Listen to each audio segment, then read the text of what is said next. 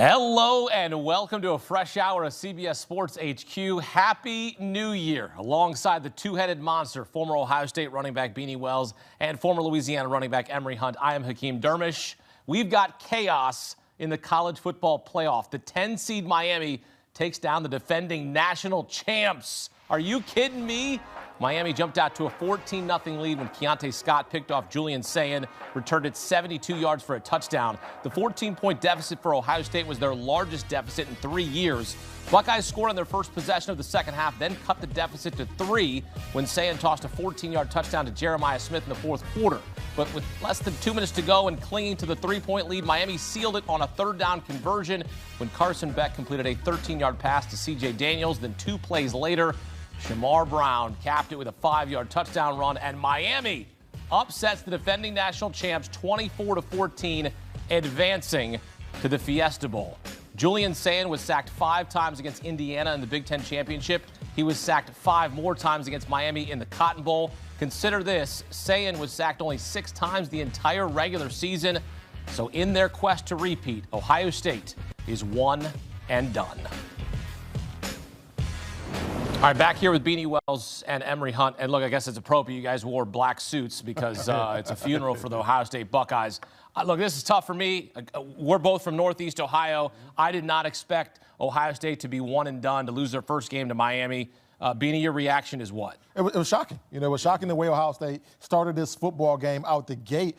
In the words of Sam Darnold, for Julian Sayin, I was seeing ghosts. He was seeing ghosts out there all night long, and it was because of the presence that Miami started the game with, being physical in the trenches. We knew that was going to be a deciding factor in this football game, but the way they got after him, the way they disguised blitz, the way they had him confused all night long led to the outcome being the way that it was and with the Miami Hurricanes winning. And then coupled with the way that they were able to run the football, this was an uncharacteristic game for Ohio State. Hats off to Miami, because at the beginning of the year, even down the stretch when the committee was talking about teams that should get in and shouldn't get in, I was on board with Miami not getting in because they didn't take care of business and they lost to lesser opponents.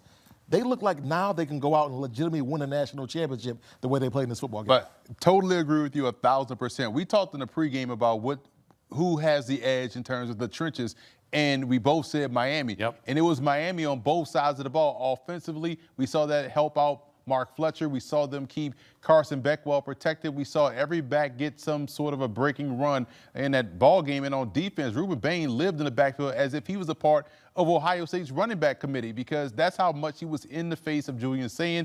And everyone on that front line for both sides of the ball for Miami did what they were supposed to do. I was also very impressed by Carson Beck.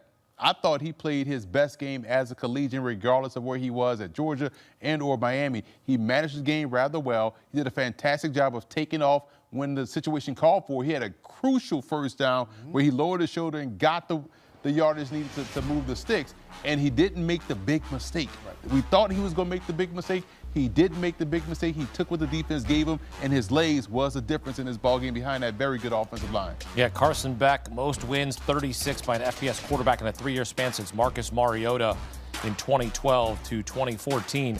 Look, Carson Beck was really good in this game, good enough. Julian Sayin was not good enough. He was not good at all in this game, really. I mean, Beanie, we're watching this game. He looked overwhelmed for most of this game. He was. And anytime I always say you got a young quarterback and they start looking at the rush instead of feeling the rush, you're in trouble. And all night long, he was looking at the rush. There were several plays in this football game to where one being in the red zone where he had a clear-cut touchdown, but because he's looking at Ruben Bain and him beating his offensive line and not looking downfield, he misses it. Then there's another situation in the second half on a 2nd and 6 where he misses his wide-open tight end on the outside because he's looking at the defenders in his face. This is something that he has to be much better at moving along in his career. You got to be able to feel the pressure. You can't stare down your offensive lineman. You have to expect those guys to do their job, but you have to get the ball out of your hands fast. He wasn't able to do that tonight all night long. And I thought Ryan Day did a fantastic job of calming him down by running the football. The run game was there for Ohio State. They had some success running the football, Bo Jackson, C.J. Donaldson. But when it came time for Sayin to make a play, At times, he wasn't doing it, but thank God they do have a Jeremiah Smith, someone that went over 150 yards receiving. He felt like he was putting the onus on his back. I got to find a way to convert the first down, because you saw Dowson show some effort. You saw Smith show some effort, but when Sand was showing that he was rattled, Miami just teed off on it. They kind of stayed the course. And it's like, hey, if we just wait this thing out, stop their run game, put them in an obvious passing situation, we know we can heat him up, and that was the biggest key. You talk about him missing that opportunity, the tight end that was out there in the right flat. That caused a sack. That turned it into 3rd and super long. That was a turning point of the ball game, because now they have to punt. Miami gets the ball back, and all she wrote, because that's what happened when you, or like you said, that when you're focusing on the rush and not trusting your protection, or not even using his legs. You would have thought he's not an athlete, but he can get out there and run. But he didn't tonight, because he was focused on what was going on in front of him. And this was so many things that we looked at in the Big Ten championship game as well. And those 3rd and medium, those 3rd and short situations, particularly in the red zone, he had opportunities to take off and run the football and go get the first down. And he didn't do it. And we saw a quarterback tonight in Carson Beck use his legs at the most critical times to extend drives for his football team. That's something that you have to go back to the drawing board and implement in Julian Sand's mind, and saying, you know what, if it's 3 yards there for you to go get for us, go get that. Extend drives for us. Let's continue moving the football, move the chains along. Yeah, the running game was disappointing, Emory. I mean, it was 153 to 45. And you saw Mark Fletcher Jr., who originally committed to Ohio State, flipped to Miami. He fumbled, but then Miami's defense forces a punt. They come back, and a touchdown from Mark Fletcher Jr. So you want to talk about the confidence right there. He gets his confidence back, and that was a turning point in the game, because they go up 7-0, and then boom.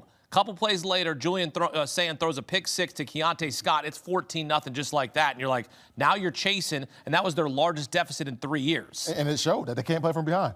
They're a team that if they get too far behind, they're going to play slow. They're going to just play catch up. And then when you got a team that's pressuring a young quarterback like they did tonight, it's even worse for you, because now you have no continuity to be able to develop drives and sustain drives, and you're just kind of throwing darts at the dartboard trying to see what sticks. And that's what happened with Ohio State tonight. And it's funny, because when you look at Mark Fletcher, right, and how he ran the football, 17 to 90 or 19 for 90, it felt like he had over 100 yards away. He was toting that rock. Yeah. He was on a Terrell Davis 97 playoff run where he went for 584, 145 yards a game. He went off in the playoffs. That's what we saw tonight from Mark Fletcher. That's what we saw last week from Mark Fletcher against Texas A&M. He has been the biggest turning point for Miami's football team in these postseason playoffs, because how he's run the football. He closed out the game against Texas A&M. He set the table and set the tone here against Ohio State. And Carson Beck's legs, very impressive. Went to go get the yards over there. I just thought the offensive line and the run game for Miami made the difference, because we didn't see much from Malachi Tony tonight. It was going to have to be other guys outside of Tony, like we brought up in the pregame, and also the run game. Both of those things checked, and they won the game. Miami was 7 for 14 on 3rd down. Ohio State was 3 of 10 on 3rd down. What did you think of Ryan Day? Took over the play calling duties. What would you grade him in this game? They lose. So this to me is an F. I'm not messing around here. This is, you failed. You lost. Well, like, you take back the play calling duties, and I don't know, maybe it was because you're hearing from a different voice all of a sudden. Right. You're hearing a different guy in your ear. I'm not sure what happened, but this did not look like the Ohio State team that we saw early in the year beating Michigan. This looked like a timid Buckeye team. Yeah, they were certainly out of sync. And, you know, what grade do I give them? I mean, like you just said, you lose. So I don't know how I can give you a passing grade. But nonetheless, when you look at Ohio State and how they performed on the offense today, they were out of sync the entire night. The young quarterback could not get going, and they just couldn't find any rhythm in the way that they were calling plays. Now, there were times in this football game to where I thought, you know what, we should have ran the ball a little bit more and slowed it down in this earlier part of the game instead of the later part of the game where we started running, and I was able to develop some continuity and develop the drives. But nonetheless, it was an ugly performance on the offensive side, and the play calling did not help the young quarterback, because we all know if you're being rushed at an insane rate in which that what Mario Cristobal was throwing the blitzers at him, the first thing you want to do as a coach is say, you know what, I want to get the ball out of my quarterback's hands quick. There were so many times I'm sitting there saying, why is Julian Sand dropping back so far? Not just 3-step drops. We're talking 5, 6, 7 drops. And what are we seeing? We're seeing defensive ends pin their ears back and get right after him. What really was the turning point for me, for Ryan Day, I thought he called a solid game in terms of running and passing. Saying he can't call saying not being afraid of pressure, right? That's something that you can't coach, right? That's on saying.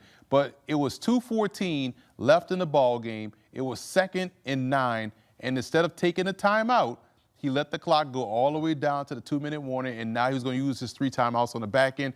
He never got the ball back, in terms of what time to go do something. Miami had scored a touchdown to ice the game. Had he called that timeout, you put the pressure then on Miami to convert that soon-to-be 2nd and 9 or 3rd and whatever, and then you let the 2-minute timeout come, and now you have more timeouts on the back end, so you give yourself a chance. This was what I was worried about in the pregame when we talked about what changes when you are a play caller and also a head coach. Do you lose sight of the situational football moments that a head coach usually has his thumbnail on, like, okay, let's take a time out here, and we'll be able to regroup, get these guys focused on what potentially could come.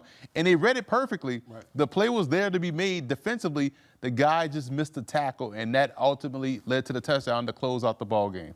Ohio State had been off for 25 days. No excuses. You got to be ready when it's game time, and they did not look ready. And hats off to Miami. Like, I sat up here and I said Miami belonged in the college football playoff. They certainly belonged on this night as they improved to 6-0 against ranked opponents this season, taking down the defending national champion Ohio State Buckeyes. And Carson Beck, with so much to play for, his final year of eligibility, looking ahead to the NFL, trying to make a statement here in this game, and he does. He leads them to victory. Didn't put up flashy numbers, but the guy wins. I mean, 15 wins against AP-ranked opponents since 2010. He's got 15 of them. That's tied for 3rd most all-time in the last 15 years. Carson Beck and Miami on to the Fiesta Bowl. Coming up, back out to the Cotton Bowl where the Hurricanes rock the Buckeyes on the final day of the year.